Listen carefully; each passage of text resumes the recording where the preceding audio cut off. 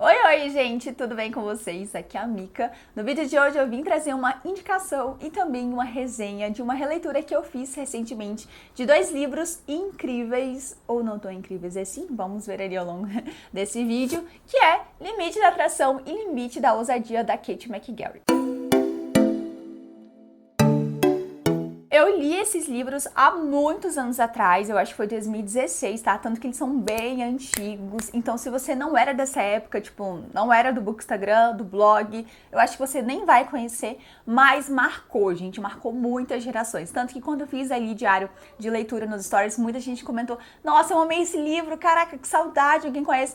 Porque realmente é muito antigo. E esses dias eu fui pra Bienal de Brasília, que está ocorrendo, quer dizer, que ocorreu, né? Já acabou nesse momento. Eu fui no primeiro dia e lá eu encontrei os 4 livros dessa série, né? São 4 livros. Eu não tinha lido os 2 últimos livros, então pensei, cara, eu acho que eu vou comprar todos os livros, vou fazer uma releitura dos 2 primeiros, que foram os que eu li, e depois eu vou finalizar, então. Porque na época que eu li, eu lembro que eu tinha amado. Inclusive, eu li fora de ordem. Eu achava que o livro que eu li primeiro era o primeiro, mas na verdade eu descobri que ele era o segundo. E é engraçado como isso muda um pouco a nossa percepção sobre a leitura, né? Quando a gente muda a ordem do livro, é por isso que é sempre importante a gente ler na ordem da história. Porque às vezes a gente conhece personagens por outra perspectiva e acaba ou gostando ou odiando. Então é sempre bom a gente ler na ordem. No caso, eu li No Limite da Ousadia primeiro, que esse é o segundo livro, e depois eu li No Limite da Atração. Eu amei esse daqui. Inclusive, eu tenho alguns vídeos que eu coloquei ele pra indicar pra vocês, só que eu ainda não consegui gravar esses vídeos, mas em breve vai sair.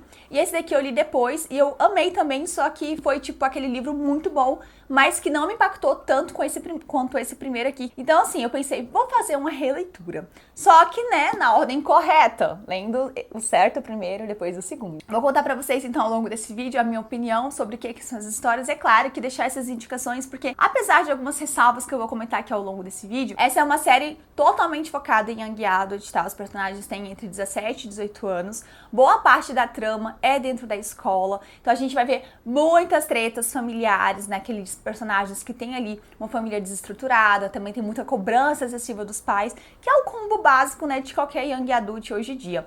Mas um detalhe muito legal aqui é que a gente não tem erótico, tá? É um livro, mais meio que morninho, digamos assim. É muito mais pro drama, mais aquela coisa que, né, faz a gente sentir aquele medo, aquela raiva. Enfim, vamos começar então fazendo as resenhas. Então bora começar com o primeiro, né, que é No Limite da Atração. Vamos comentar, gente, sobre essas capas que são muito horríveis, tá? Mas é um livro tão antigo que era da Verus. Olha aqui, o antigo logo da Verus, editora. Então, assim, a gente já sabe que é antigo mesmo, tá? Aqui a gente vai conhecer a Echo, né, que tá começando o último ano do ensino médio, mas não vai ser da mesma forma como ela tinha, né, cursado todos os anos ali anteriores. Antigamente ela era uma garota popular, líder de torcida, considerada bonita, namorava, né, o garoto popular da escola, mas após uma fatídica noite, né, no ano passado, acabou que a vida dela mudou drasticamente. E essa noite lhe rendeu várias cicatrizes, tanto quanto emocionais quanto físicas. As mãos e o corpo dela são extremamente marcados por essas cicatrizes. Só que há um detalhe muito importante sobre esse acontecimento, né, essa noite aí que mudou a vida da Echo, é que ela não consegue se lembrar do que aconteceu. O trauma que ela passou foi tão grande que a própria mente dela resolveu excluir essa lembrança da mente dela, então ela não consegue se lembrar do que aconteceu. E ela sabe que o pai dela, né, que todo mundo que se envolveu no caso ali, está mentindo pra ela, está escondendo a verdade e que a mãe dela tem algo a ver com isso. Pra piorar a vida da Echo, né, o irmão dela acaba falecendo, o irmão dela foi enviado para Afeganistão no exército e acabou morrendo, né, em batalha, então ela também tem que lidar com o luto, tem que lidar com os traumas ali daquela noite e com a madrasta que está prestes a ter um bebê. Ela já não tem mais emocional para lidar com tanta perda, para lidar com tanta angústia dentro dela. E justamente por isso é que ela é obrigada a participar de um programa do governo em que presta assistência, né, para alunos ali que estão passando por algum tipo de problema. Então ela tem que fazer terapia, né, com a orientadora da escola. E é lá, né, nessas sessões de terapia que ela acaba conhecendo o Noah. Ele tem uma reputação que o precede, já foi preso, ele é cheio de problemas, né, e anda com um grupo de amigos, a Beth e o Isaiah, mas esse esconde um grande coração. Assim como a Echo, o Noah já sofreu um grande trauma. Quando ele era mais novo, ele perdeu os pais em um incêndio e toda a sua família, ele e seus irmãos acabaram sendo separados. Ele foi parar em uma casa de assistência, né, de custódia para adolescentes que acabaram perdendo os pais, e nessa casa ele sofreu horrores, e é justamente por isso que ele não confia no governo, não confia nesse sistema, e ele fica completamente receoso quando os irmãos dele acabam sendo tirados, né, meio que da sua custódia, e são levados para uma casa de assistência de um casal. Além de ter que se preocupar, né, com o que os irmãos estão passando ali, porque ele não confia que aquelas pessoas estão realmente cuidando das necessidades dele, ele também acabou sendo proibido de vê-los após se meter em uma confusão envolvendo o primeiro tutor, né, que ele teve. Ele acabou sendo preso e isso fez com que ele tivesse essa fama, né, de uma pessoa perigosa, uma pessoa emocionalmente instável, e isso acabou respingando negativamente na assistência social. Então, eles acreditam que o cara é muito perigoso e não pode estar vendo ali os seus irmãos. Então, nesse momento, ele tá tentando de tudo recuperar a guarda e a custódia dos irmãos mais novos. E é na terapia, então, que ele acaba conhecendo, né, a Echo. Em uma vida passada, eles jamais seriam amigos, tá? Eles são completamente diferentes um do outro. Mas eles têm problemas muito parecidos, né? Envolvendo a família. Os dois, eles estão tentando lidar com o luto, um de cada forma. Então, eles acabam se conhecendo cada vez mais. A Echo acaba se tornando tutora do Noah em algumas aulas, então ela ajuda ele ali com algumas disciplinas. E aí eles começam a conversar, começa a rolar um certo clima e uma amizade importante vai nascendo. E também, né, o amor, o romance que vai nos acompanhar aí ao longo de No Limite da Atração. A autora, ela vai abordar, além de luto, né, além dessa desestrutura familiar, já que além do Noah, a Echo também tem muitos problemas na casa dela. Ela tem um pai ali que ela não confia, a mãe sumiu, o irmão morreu, tem a madrastra ali que meio que surgiu provenientemente de uma traição do pai dela com a mãe. Então ela tá passando por muitas coisas, é muita pressão, muita dor de cabeça. O pai dela tenta protegê-la, mas acaba fazendo isso de uma forma exagerada, de um jeito errado, e a gente sente a raiva, o desespero dessa personagem. A autora, ela consegue trazer muito aqui tudo que ela sente. Sabe quando você lê a história e você fica puto com o pai negligente? Fica indignado com tudo que tá acontecendo com a mocinha e você fica querendo que ela exploda o tempo todo? Era eu, gente, era eu. E no início do livro, a Echo, ela aceita tudo calada.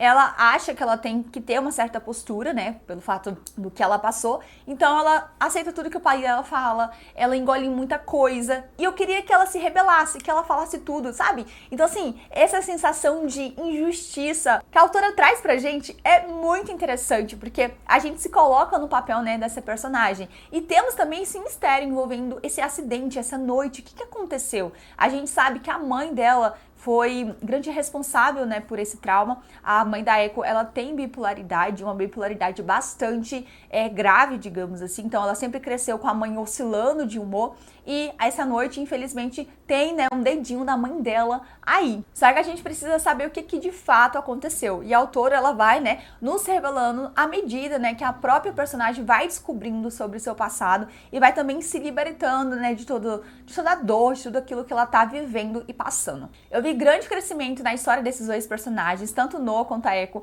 Eles têm, como falei pra vocês, vários problemas. O plot do Noah também é incrível e me fez, nossa, refletir muito, me fez chorar, me fez ficar entre a cruz e a espada, porque a gente tava vendo, né, essa injustiça dele não poder ver os irmãos, dele sentir um amor incondicional pelos irmãos e querer estar com eles, mas a gente também vê aquela situação de ele não tem dinheiro, não tem nem como ele manter os irmãos, sabe, juntos. Então, qual seria a melhor opção para essas crianças no momento? Será que é realmente ficar com a família, né, que seria o Noah, ou seria estar com a família que dá toda essa assistência que eles precisam por eles serem crianças? É coisas que a autora, ela vai trabalhar aqui, né, com o nosso coração na mão, escrevendo de uma forma mágica, incrível, que vai nos cativar e vai nos fazer ficar cada vez mais apaixonada. Uma das coisas que eu mais gostei também nesse livro é que ela não adoça as coisas. A Echo, ela precisa lidar com vários traumas psicológicos, né, emocionais, que a autora vai trabalhando ao longo da leitura, mas a gente também vai perceber que ela não é uma vítima completamente. Às vezes, em alguns momentos, ela também pode ser mimada, ela também pode ser conivente. Então, a autora, ela não vai adoçar nada, ela vai mostrar que todas todos os personagens têm suas fraquezas, mas também têm as suas, né, as suas habilidades, os seus momentos uau, grandiosos, e também que podem ser vilões da própria história. Todo mundo precisa se analisar aqui em algum momento. E eu acho que ela trabalhou isso muito bem, sabe? Todos os arcos da trama, os personagens cativantes, a história de, nossa, deixar a gente com o coração na mão e também fazer a gente chorar de tanta emoção. Então eu acabei amando No Limite da Atração, né? Como falei pra vocês na primeira vez que eu li, eu gostei, mas eu não tinha me envolvido tanto assim com a história. Só que dessa vez foi incrível e eu fiquei, caraca, que livro maravilhoso. E aí, né, como falei pra vocês, eu estava com as expectativas muito altas pra ler No Limite da Ousadia. Porque era o meu livro favorito. Era aquele livro que eu queria muito indicar, porque eu realmente amei. Eu achei incrível. Mas aí, eu fui reler. E não é que seja um livro ruim, gente, não, eu gostei dele mesmo assim. Mas aqui eu acho que eu trocaria as notas, tá? Nota que eu dei No Limite da Atração na primeira vez que eu li, eu daria agora pra No Limite da Ousadia. E No Limite da Ousadia, eu daria nota pra No Limite da Atração. Por quê? Como a gente lê o livro em fora de ordem, né, como falei pra vocês, a gente vê personagens diferentes perspectivas. Aqui, a personagem é a Beth, que é amiga do Noah, uma daqueles anos, né, uma da menina que pode ser considerada uma das drogadas, que tem uma péssima reputação e tal.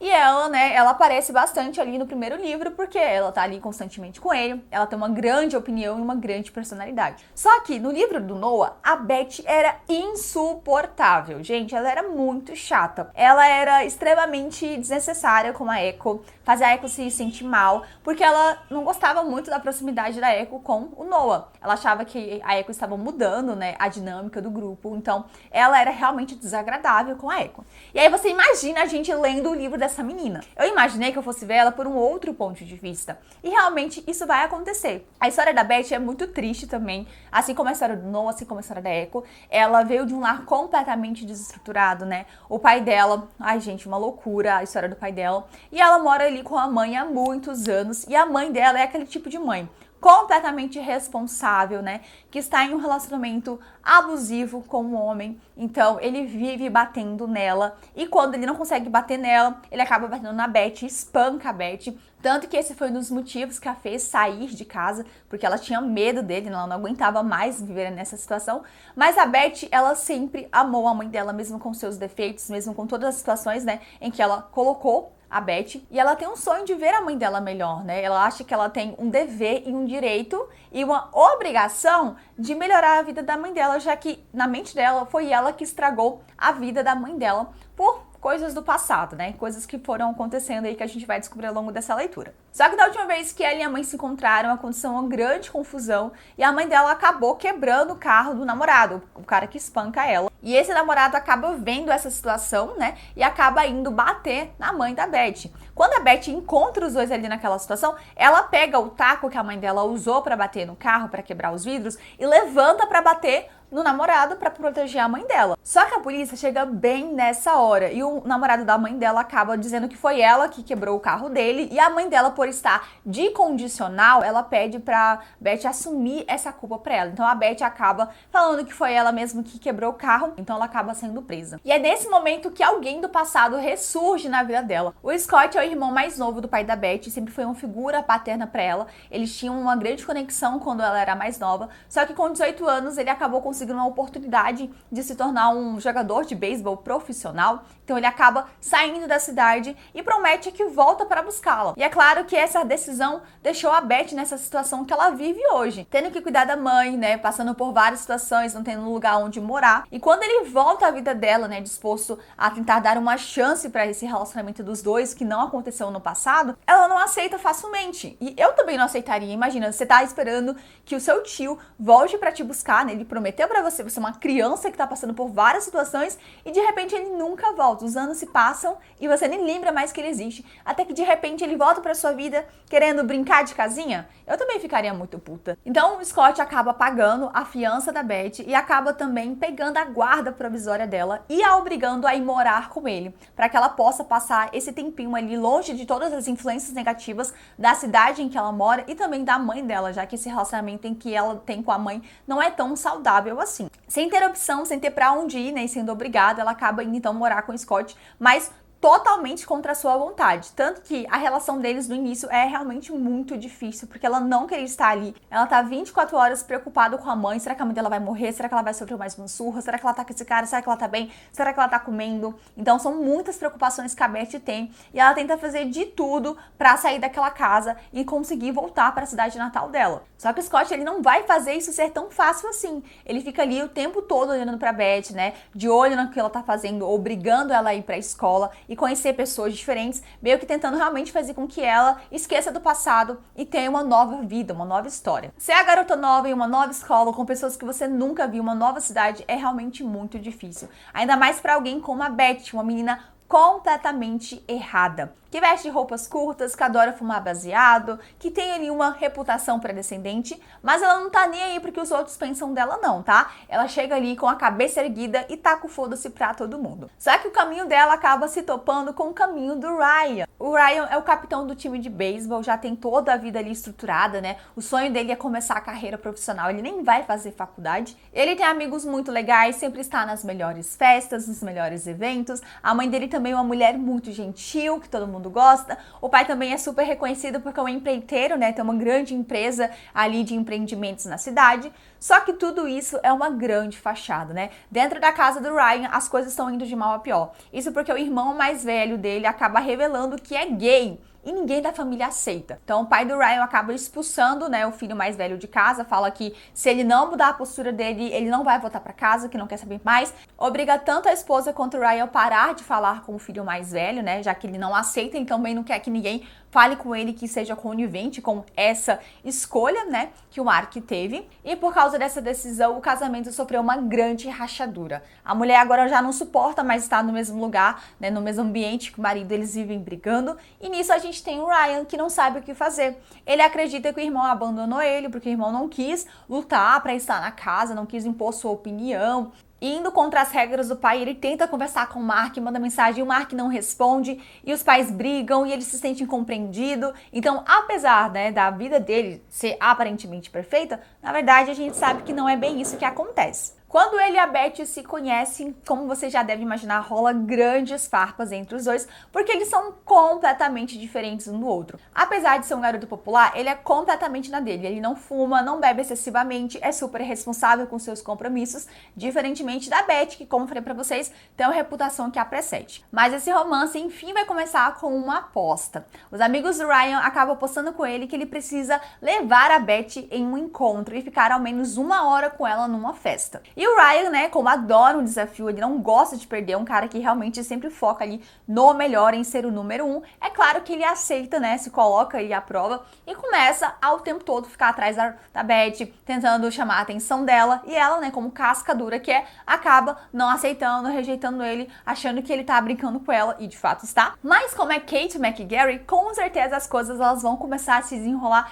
de uma forma diferente. E assim a gente tem, então, No Limite da Ousadia. Eu gosto muito do enredo desse livro, sabe? História com apostas. Eu sei que muita gente não curte tanto, mas aqui ele não é o foco, é só um pretexto inicial para essa história de fato acontecer. Então relaxa que não vai ter gente magoada, relaxa, tá? Eu também adoro histórias com Golden Boy e Bad Girl. Eu adoro quando os papéis se invertem e a gente vê algo diferente. Quando a gente vê aqueles meninos mais sensíveis, mais delicados. A garota, tipo, foda-se pra todo mundo. Eu gosto muito desse tipo de construção aqui.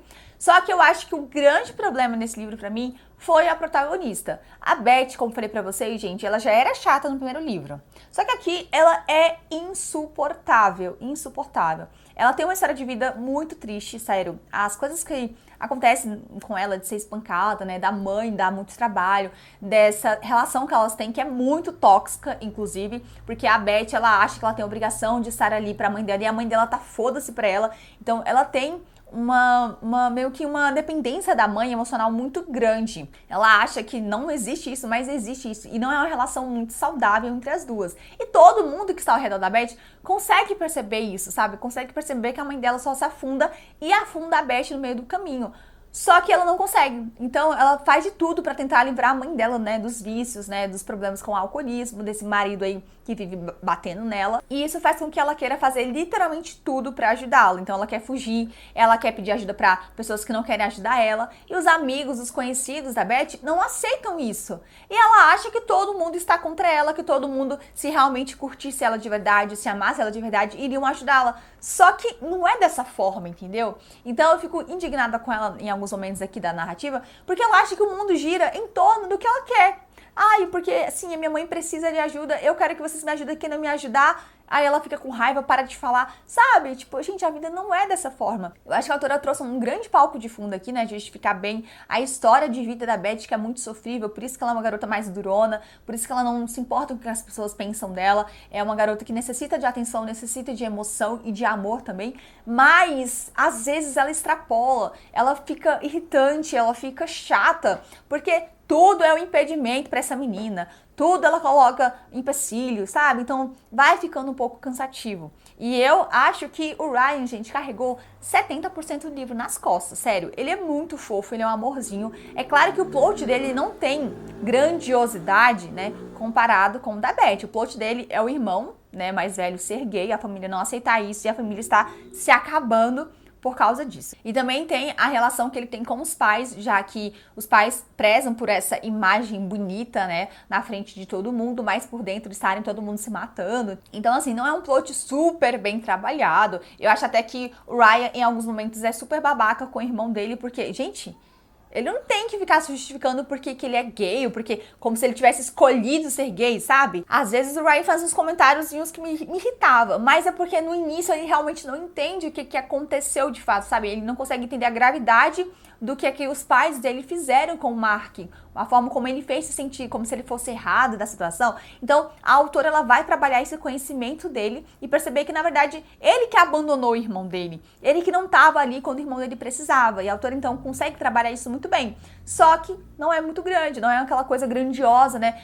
Se comparada ao post da Beth. Mesmo assim, eu acho que o Ryan consegue nos cativar porque ele é um personagem cativante, ele é interessante, ele tem as suas próprias questões, tanto familiares quanto com ele mesmo, porque ele gosta de escrever, ele é um bom escritor, mas ele não sabe se ele pode ser um escritor, ele também pode ser um jogador de beisebol, por exemplo, ele acha que ele tem que escolher um ou outro. Então a autora, ela vai trabalhar essas questões internas dele, sabe? E ele também é muito, assim, eu acho que ele tem muita paciência com a Beth, tá, gente? Porque ele, quando tá, né, se entregando ali pra ela, ele faz absolutamente tudo pra garota, sabe? Mesmo que no início ele tenha se aproximado por causa de uma aposta, né? Depois ele tá ali o tempo todo tentando chamar a atenção dela, mostrando que ele gosta, e ela o tempo todo indo contra ele, não aceitando. Então, assim, gente, sério, tem que ter muita paciência pra lidar com essa menina. E é só por isso que eu não curti esse livro. Porque eu fiquei, cara, que menina chata, que menina insuportável, eu não aguento mais. E eu fiquei, gente, como que eu gostei desse livro antes? Eu dei 5 estrelas pra ele no passado. Hoje eu dei 4, porque além, né, de todos os problemas, eu ainda assim achei uma boa história, achei bem desenvolvida. Mas é impossível gostar da Beth, ela é muito chata. Então eu fiquei realmente muito surpresa com essa mudança de opinião sobre os dois livros, sabe? Um eu gostei muito, mas não achei tudo isso. O outro eu tinha amado e agora os papéis se inverteram. Um que eu amei, eu não curti tanto, e outro que eu não curti tanto, eu amei. Então, assim, releituras são uma coisa muito particular, muito legal. É bom porque a gente também consegue pensar à frente do que a gente pensava anos atrás, em 2016, eu nem lembro quantos anos eu tinha, mas eu tinha acabado de entrar na universidade, então eu tinha outro tipo de pensamento, outro tipo de visão, e eu acho que é legal fazer releituras por causa disso, sabe? A gente tem uma opinião diferente. Então é isso, gente. Essa é a minha resenha, a minha indicação. Apesar das minhas ressalvas, né, que eu falei pra vocês, eu recomendo muito os dois livros. Eu sei que muita gente também não curtiu No Limite da Ousadia, mas eu ainda acho que a história, o palco de fundo da Beth é muito válida.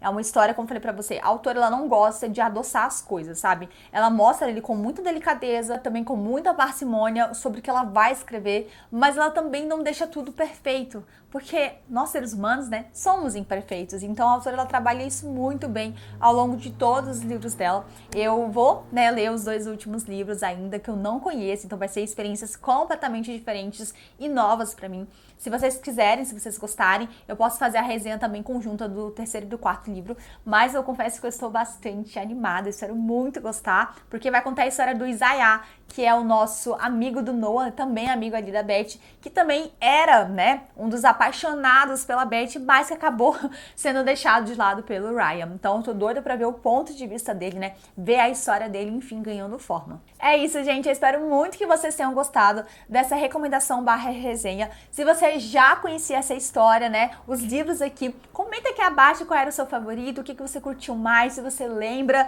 né, quando foi lançado ou não. Quero muito saber o que vocês acham. E se você curtiu o vídeo, deixa aí o seu like, tá? Não esquece de se inscrever no canal. A gente então se encontra no próximo vídeo. Um grande beijo. Tchau!